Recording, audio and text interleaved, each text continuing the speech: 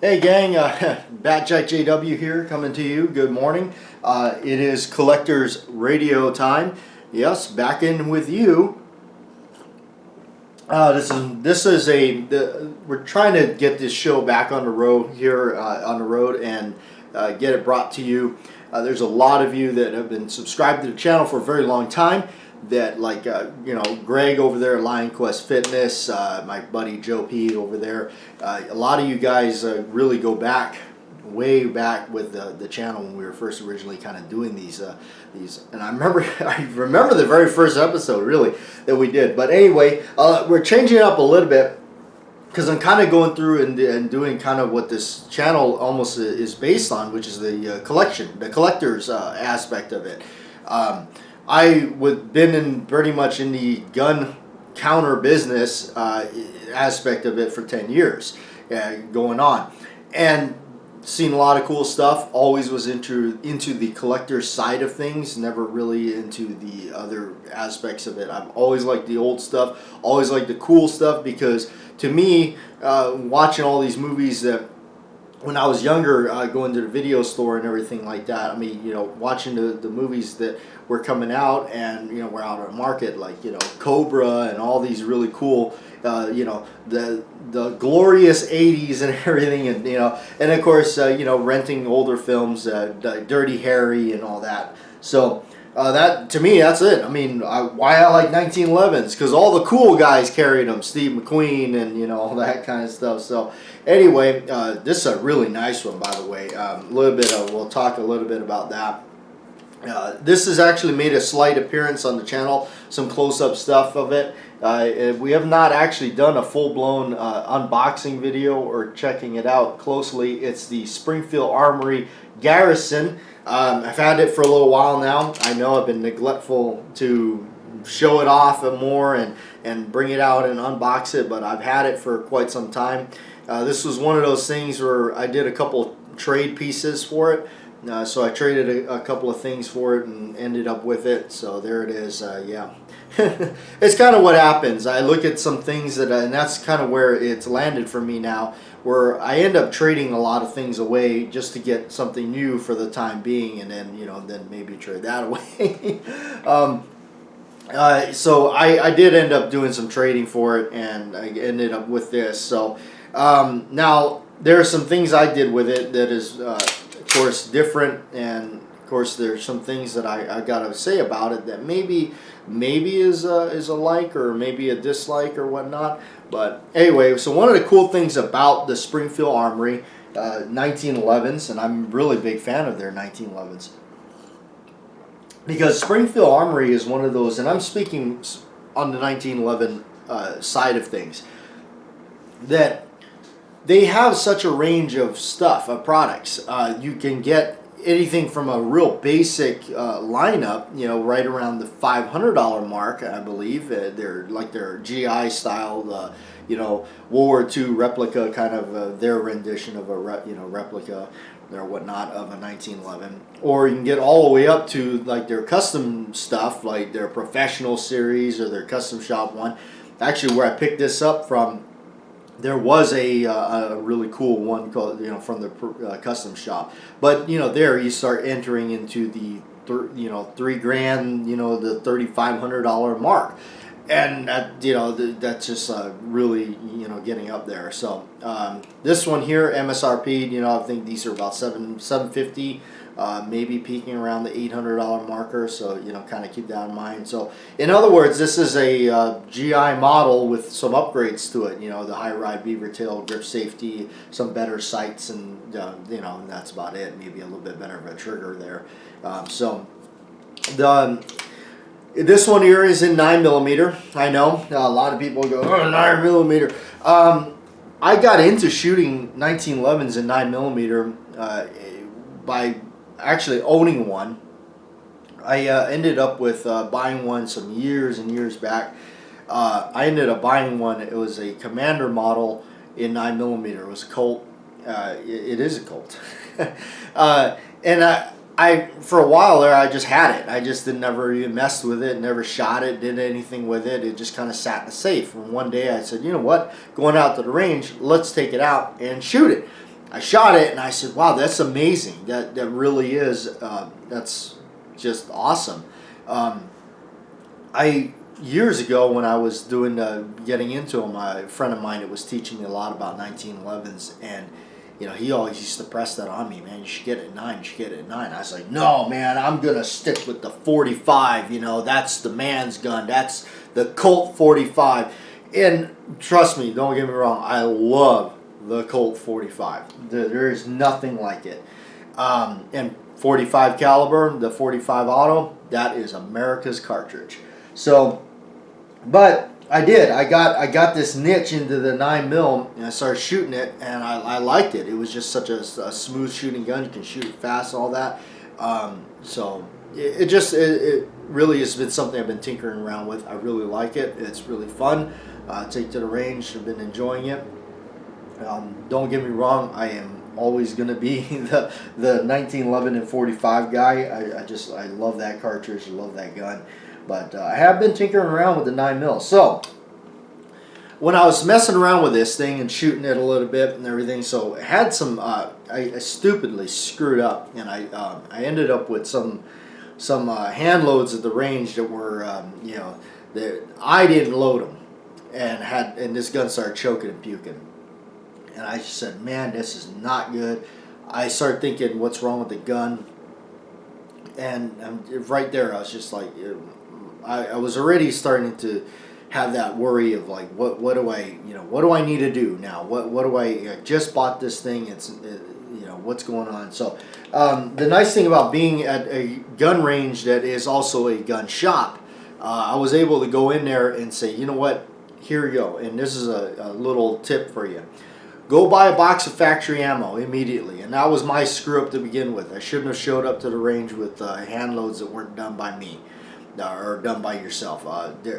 Word of the wise, it's never good to shoot somebody else's hand loads, because unless you just absolutely know the person and you know that they're capable of paying attention and knowing what needs to be done during the process of loading ammunition.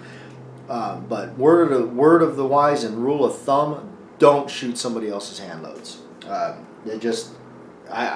So anyway, my mistake. I went in there, I bought a box of factory rounds, went back out there, loaded them up in this, fired the whole entire box, flawless, completely flawless. So I knew right there, there's your answer. So of course, I went back home and loaded up my own and went back to the range some other time, and then, of course, ran right through it, no problem. Zero problems whatsoever. And not saying that, oh, look at my hand loads or anything. It's just because I've been doing it for a while and I know what the hell I'm doing. So, all right. With this thing, I did some modifications to mine. Those of you that are watching this, now you get the behind-the-scenes look of things. I love to change my stock stuff up. I don't like to, when I mean that, I don't alter my stuff permanently. I like to be able to restore it to its original stock configuration before, if I end up selling it, which is quite often. I end up a lot of times selling my stuff or trading it away. But I like to make sure I can restore them back. So most of my things I do is strictly cosmetics. Now my Springfield Armory Garrison model is different. Now there's some things that I did, like I like the arch mainspring housing, so I added the arch mainspring housing rather than the flat steel one that they give you, and they do provide you with a steel mainspring housing. Now nothing wrong with the polymer, mainspring housings, or plastic, if you will. There's a lot of other ones that have them. Colt is really known for doing that in a lot of their stuff. There's a place for them. I used to chuck them and throw them in a box. Really, I had them, and then I have a Springfield Ronin that is a Commander variant lightweight frame, and I actually use the polymer mainspring housing on that. So it worked out really good. So anyway. I put the arch mainspring housing on it. Obviously, left the grip safety. It's there. They got the grip safety, the high ride grip safety. I did change out their hammer. I went with the Wilson Combat retro hammer. It's completely tool steel and everything, so good strong hammer, and they did it just like how they used to do it back in the old days, where it's a sided hammer, meaning that they polished the sides of that, and then the tops and the rounded areas are blued. The gun is a salt blue, by the way. It's beautifully polished, and the roll marks are excellent. Always love the Springfield Armory roll mark on this side. Beautifully done, and again, roll marks. They're roll marked correctly. I hate when companies cheap out on roll marks, especially when you got a company like Springfield Armory, Colt, that you just cheap out with it. I don't know. You do this etching or whatever. It sucks. Quit doing it. So anyway, mine also with the skip checkering grips that I like, and I put them on mine. Most of all mine. I get a lot of questions where where do I get them? I make them. I've made copies of them because the company that you used to make them decided not to make them anymore. I don't know, or I don't know what they're doing. I've called them up before in the past, and they said they don't do them anymore. So it is what it is until it isn't. So the frame on this thing I did in dark gray. You really probably can't tell in the video, but it is a dark gray frame. I like that. I like the look of that. I know that it's I kind of go over the beautiful bluing that was on the frame, but it's okay. Again, it's something that can be reversed if need be. Thumb safety. I like and prefer the old school, pretty much a slimmer profile Colt teardrop safety. So that's what that is. That is a stainless steel teardrop safety that I did. I know it's black. That's because I did a blackening job on it, and I made it, I colored it into black, and I also blacked out the trigger that was originally on this thing, so that I have a blackened trigger, and the thumb safety. I don't like the extended ones. I know, because I just don't. I think that I just not my flavor. So I like to keep my stuff pretty streamlined and all that. So with the Springfield Armory, what you're getting really is a forged slide and frame. That's where you're paying. That's where the big money is. All the other parts are kind of MIM parts, machine injected metal castings. So there you have it. All right. So getting to talk about something else that that you actually may have not have seen on the channel too much. It has made an appearance. Really kind of a not really a close up yet. Really is the Colt Combat Elite that I got, and this is really cool because it is. I've always wanted one of these that is like this. It's a stainless gun. It's a two-tone gun. The one that always came to mind that I've always liked and was attracted to because of the look was the Kimber Eclipse. They did something like this. Also, Springfield Armory had one like that. Years ago, when I was not able to obtain a collection of 1911s, just because of finances and place I was, and of course dealing with somebody that wanted really high prices for their stuff. I've always wanted this kind of look. So when Colt redid this, and from what I understand, this is the third entry of the Combat Elite that they did. So here it is, and it's that two-tone look. It's gorgeous. I actually been really neglectful of having this. I haven't brought it out to the range all that much, and haven't really messed around with it other than changing out the grips and fitting a different thumb safety in it, because it did have an ambi safety. Oddly enough, I'm left-handed and I don't like the ambi safety.